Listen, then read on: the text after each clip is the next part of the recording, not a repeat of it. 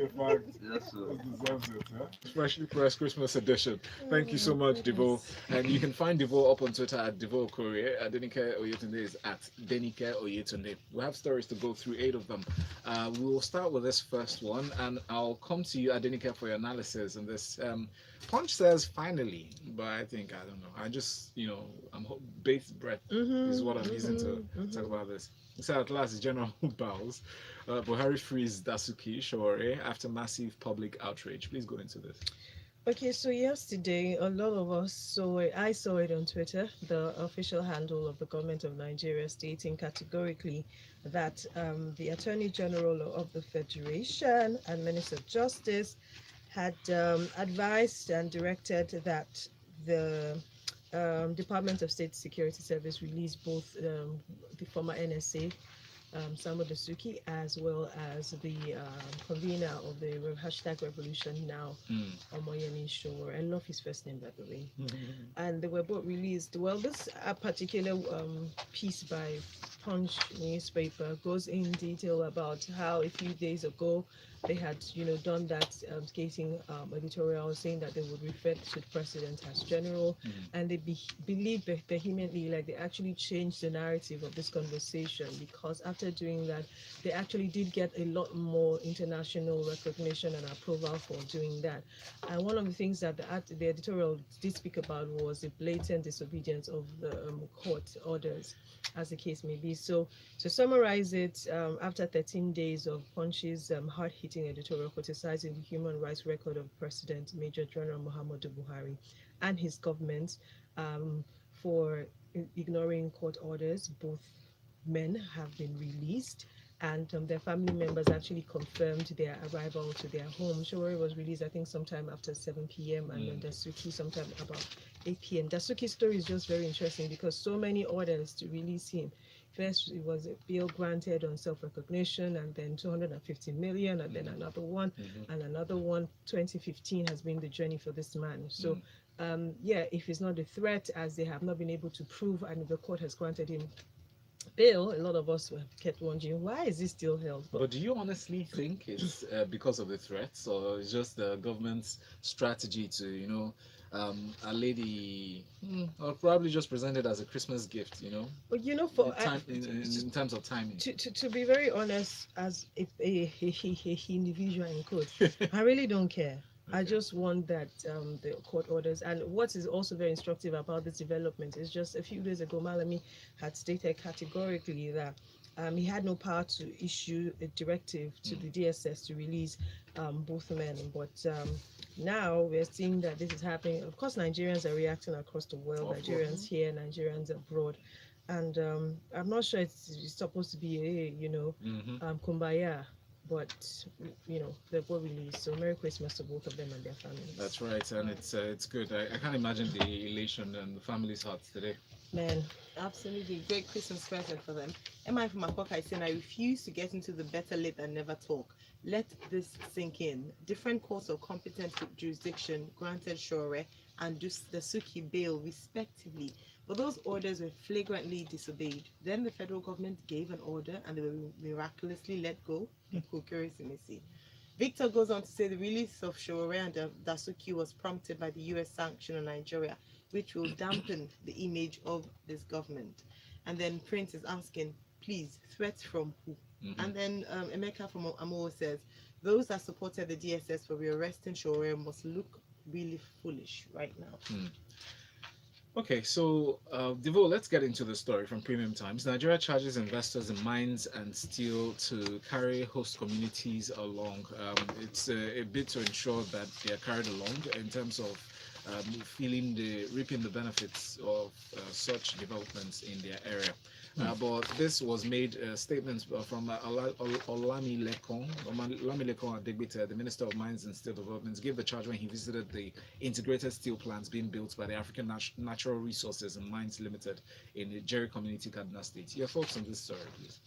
This story is, I don't know, it's almost a mirage because you would think it's a good thing whereby the Minister of Mines and Steels is charging a potential investor who is actually bringing in They said about 600 million US dollars. That's the money that has come in into Kaduna State to produce steel. And on the surface, he said, whilst the investment is going on, the community must um, benefit. Now, let's break it down so you understand where I'm coming from. He was on a visit to the steel mill. Remember, this was in Kakago local government area of Kaduna State.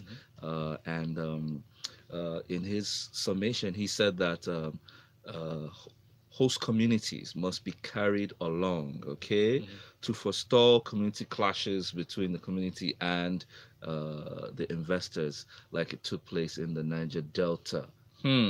What does he mean by that? That we would like to avoid the mistake that took place in the Niger Delta. I'll come back to that. Which mistake took place in the Niger Delta? And that in terms of community benefits, they're looking at issues like employment, with all the investments, at least employment for those within the community, infrastructure, social infrastructure like health, roads, education, town hall markets, water, lights, and especially in the light area, he's saying that the excess electricity coming from the 36 megawatts mini grid that ANRML would be having should be distributed to the community, not for free, but at a reduced cost. Now let's backtrack a bit here. First of all, what really happened in the Niger Delta? There's been this erroneous um, how do I call it, notion that the oil companies were the ones meant to have developed the Niger Delta. Wrong. The oil companies are only operators, business operators, who legally comply with the levies, the taxes, and even the royalties that they pay to government. So their bit, or what is required of them, has always been done. So when you now say that, well, operators, please try and carry the communities, Mr. Minister, you are abdicating your responsibility. It is not even a charge. You don't plead to companies to obey their rules. You ask them to only comply with the laid down guidelines that you have given them. Remember, there is a balance. When you plead to investors globally to come into the country, right? There are terms and references for that. And sometimes, yes, you can put in the clauses of, okay, whilst we're giving you this opportunity to profit, likewise, you must also pay taxes, do this number of things for the community. That is understood. So you don't have to charge them again. They will comply with it. So, but by creating this kind of scenario and saying we're trying to avoid the mistake that took place in the Niger Delta, you're almost shifting your own responsibility as government. He said that government will moderate expectations, but I dare say government needs to do its job and ensure that it plays its role so that it doesn't look as if it's only the communities, it's only the investors that have that role to be able to provide these things that he has enlisted. Yeah, but don't you think they have a responsibility in terms of managing the communities, like the responsibility to ensure that they cater to the environment, That's why I said all these expectations are tabled out in the terms and references of bringing that investor on board. For example, when the telecoms operators came into Nigeria, just to attract that level of investment, we gave them free tax holiday, etc. However, part of that agreement was that they must ensure that they don't just come in here, make money, and leave Nigeria empty-handed. They had to train our own local content, okay? Which is why many of the telco operators, the huge number of expat staff that existed in their initial operation have almost all left. Now it's almost a 90 to 100% Nigerian operation. That is long-term planning. That is strategic. That's what I expected from the minister to this $600 million investor. Thank you very much, Devo, for your analysis on that. We take this next story from Thisday, but after this message from Kasim. Kasim says, so have they taken care of the national security issues attached to the arrest of both men? And then we have from Real One that, so if the US had not put Nigeria on the watch list, the federal government will not bother to have a rethink about the unlawful detention of Sowore, Dasuki, Zaki, and others.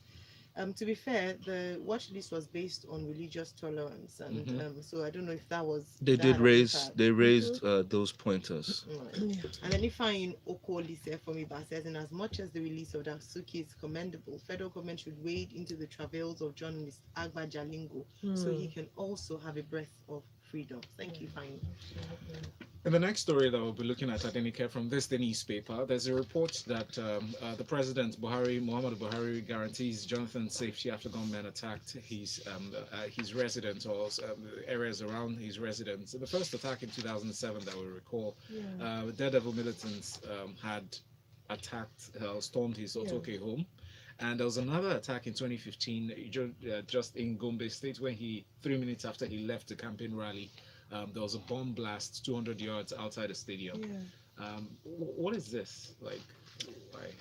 My first question to anyone who's listening, inclusive of those of us in studio, is: do you feel safe? Do you think that anything the president has said to you as a citizen of Nigeria, living in Nigeria, has made you feel safe? And I'm sure that a lot of people would agree to not say yes. I think it's very interesting to me. I understand that because he's a former president, yes, the incumbent must have been necessary to reach out to him to assure him of his safety. But it shows a lot more, because what I expect to now do is now to start sending Gabashe or Femi Adesina, hey, there was the robbery on our street, so please tell the president, so the president can also call me. And it just also gives a reflection of how dire things are if a former president is having his residence attacked. Now, this incident that occurred, unfortunately, a soldier lost his life and another one was critically injured. And this is primarily because they resisted this attack by this said gunmen that stormed his Otoke residence. I feel like it just shows a lot. If a Jonathan can have attacks, so what's now the hope of the everyday regular person? Yes. So I'm not excited that President Buhari has called former President Goodluck Jonathan and assured him of his safety. How much does that amount to anything? It doesn't amount. It's just more politicking and controlling the narrative in terms of what it should be. Honestly, I think I relate with where you're coming from, because that essentially is not the news. The news is the fact that if somebody like the former president, who is supposed to have some sort we of already security have detail exactly as a we former have president, we have a fair idea of what these people are entitled to. In the last month or two, we've been seeing the things and the number of security details that we know that they are entitled to. So you'll wonder that, oh wow, this is very interesting. If Goodluck Jonathan can have this attack. Sad for me, this was the military man who lost his life. Now his family is left in another state entirely. And some people might say, oh, but he swore to protect, and there's, we understand that he's yada, yada, yada. Look, reality about it is a lot more robberies and attacks are going on, and we need to start to tell ourselves the truth. Petty theft. People have, what's it called? The ATM, the cards. People are getting swindled because you go to the machines and people have what's the word that you want? Clone. Oh yes, cards are cloned. It's happened to 2 people that I know personally in the last 1 month. So that's the reality of the everyday Nigerian. Well, APC is talking, keep him safe. PDP is talking, yada yada yada. Reality is, what a lot of these people fail to realize is, if you fail to do what you should do, what happens with life is somehow it will come back to bite your behind. So if every single person, from the local government chairman, from the councillors at the local government level, if you fail to do what is needful, empower people, give them education and all of it, what will happen is, if you feel that you're safe in your walls, in your gated residence, one day is from the people in the residence that the alarm will blow. So yeah. Talking about that, security concerns, religious intolerance, some of the areas that the United States ambassador to Nigeria, Ms. Mary Leonard, mentioned on Tuesday. He said the United States placed Nigeria on its watch list due to the humanitarian situation in the country. Precisely that. She stated that the United States government took the action as part of its efforts to deepen conversation on the issue. Is this an extension from the conversation around the watch list that have been placed on the issues raised on religious intolerance and whatnot?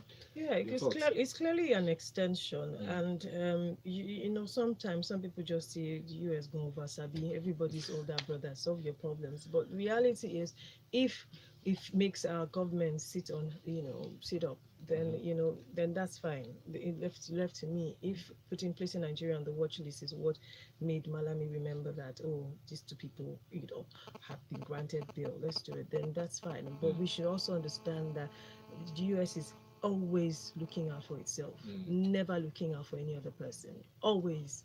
So in as much as we take what it is that they tell us, let's also be very, very careful about what it is that they do.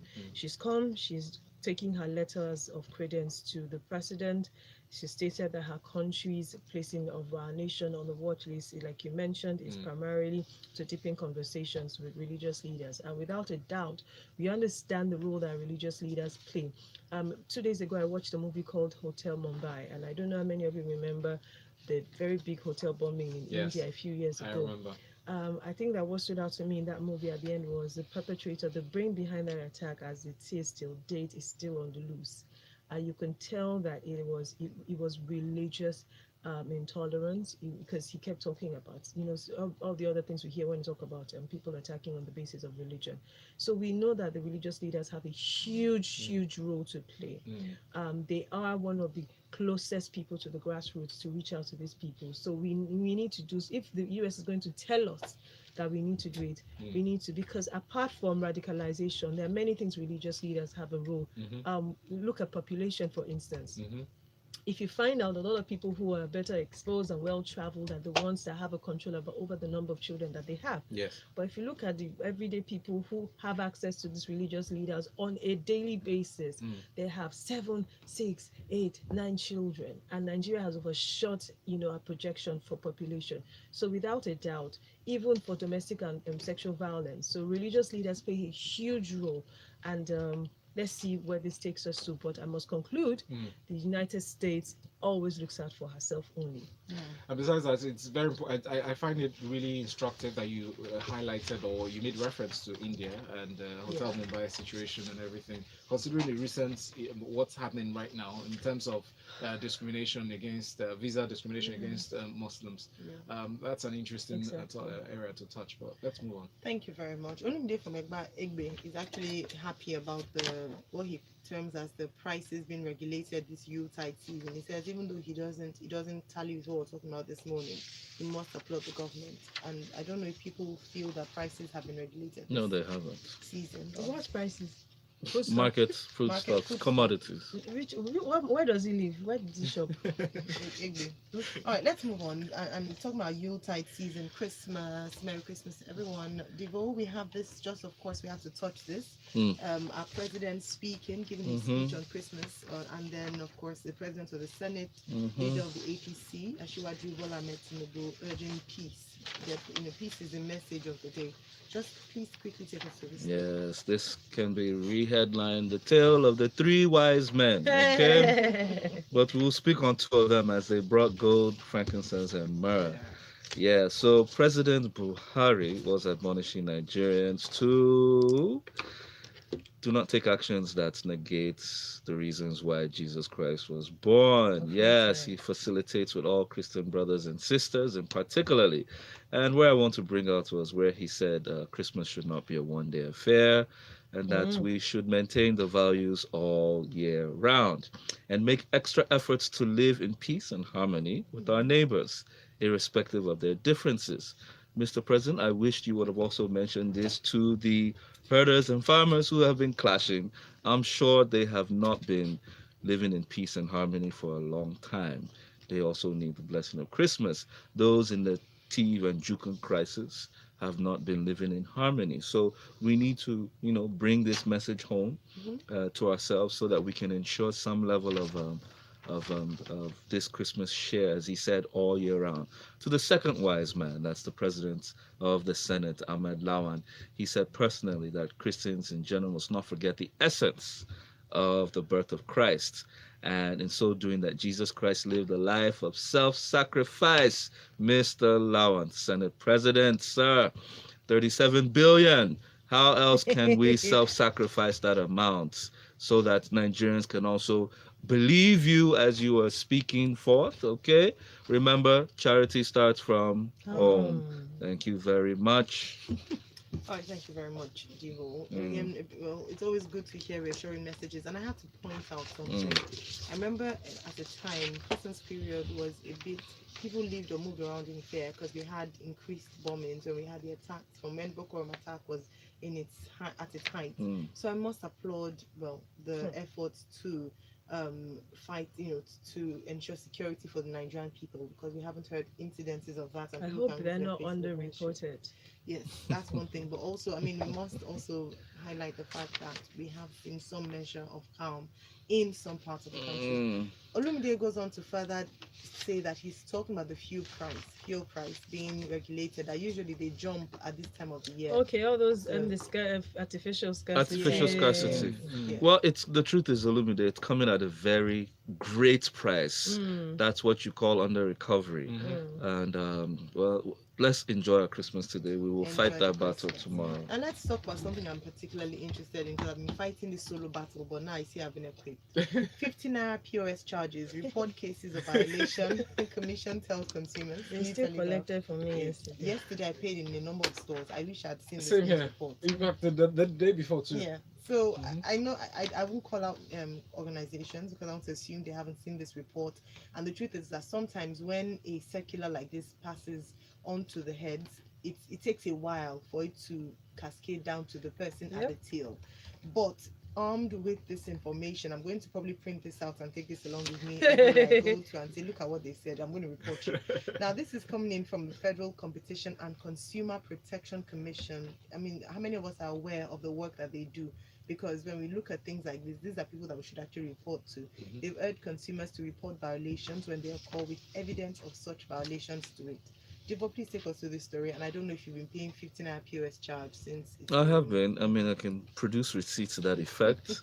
I can also produce recordings when you are told that above 1,000 naira you have to Yeah. pay 50 naira. Yeah. Well, the truth is, the CBN, through the statement of the Director of Payment Systems, Musa Jimo, did clarify that this act by merchants to pass on that cost to consumers was wrong and in error. It's meant to be borne by them, and that banks should ensure that merchants do pay this amount without passing on. However, you see, what has happened here is a systematic uh, miscommunication, Mhm. okay?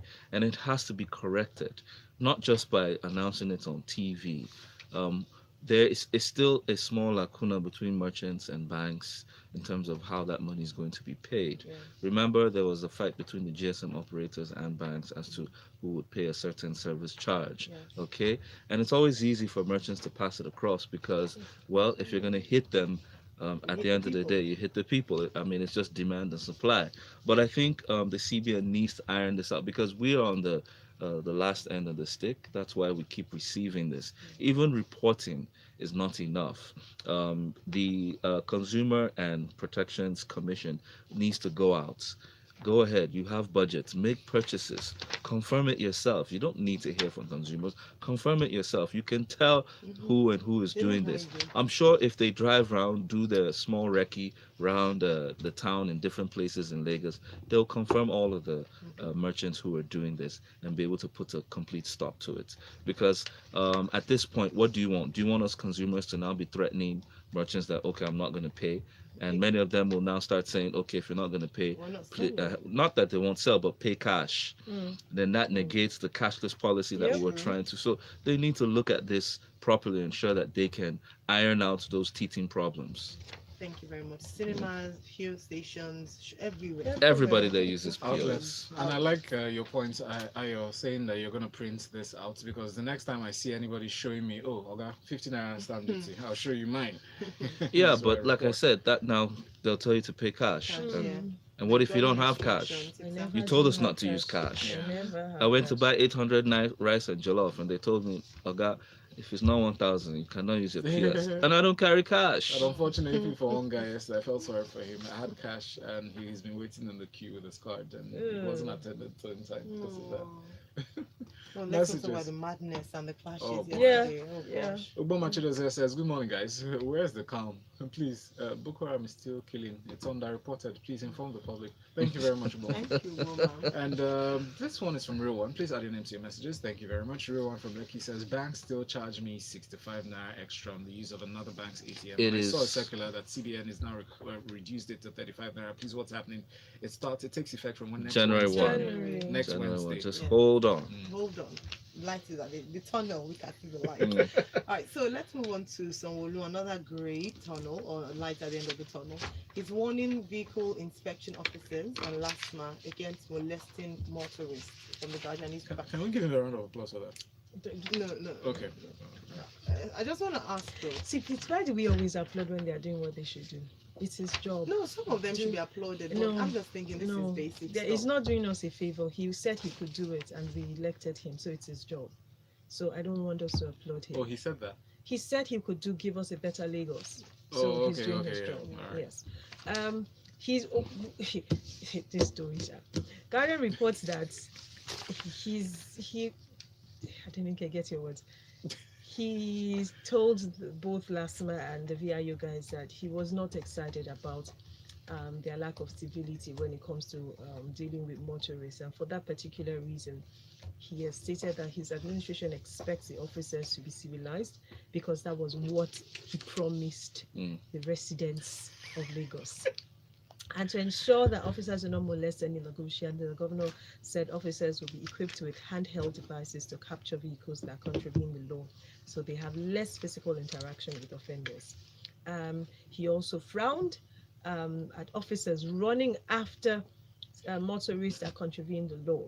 Sanwo-Olu promised that the state government will continue to build the capacity of its workforce and motivate them, while pleading with the officers to maintain the facilities and put them to good use.